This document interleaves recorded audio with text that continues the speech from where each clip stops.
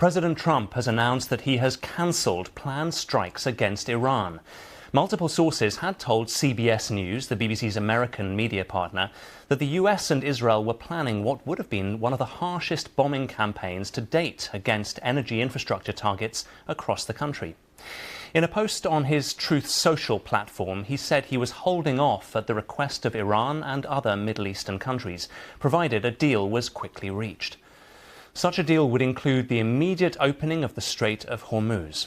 On Saturday, Iran's Foreign Minister Abbas Araghchi warned against what he called adventurous action by the United States.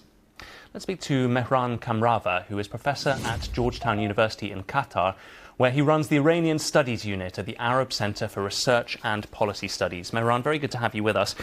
Do you sense that Trump has backed down because of a genuine hope of new talks, because of pressure from the Saudis? We gather that the Saudi Crown Prince called him recently, or because of the increased threats of Iranian retaliation? I think it's all three, Mark. What we have seen in the past is that the Iranians have not necessarily responded to threats the way that the United States has assumed they would. They have indeed carried out their escalatory tactics by attacking energy infrastructures and other facilities here up and down the Persian Gulf. And I think both sides, both Iran and the United States, would like indeed to return to the negotiating table. It's just that neither side has the courage or the wherewithal to do so at the moment. There is, though, isn't there, Mehran, always the risk of the boy who cried wolf scenario, that each time Donald Trump issues more extravagant threats, he backs off, and Iran basically no longer believes that there is an imminent danger. Indeed, as you just mentioned, Mark, this is not the first time that President Trump has threatened Iran with massive bombardment. Bombing Iran into the Stone Ages still is something that people in Tehran talk about and indeed laugh at. And so this is becoming somewhat of a pattern from the United States. And yet we are seeing more activity from the Iranian proxies. We've had drone attacks in Saudi Arabia, gas tankers hit in Egypt. Do you get the sense that Iran is stepping up its attacks? Indeed. In fact, Iran does not mind what would be a war of attrition.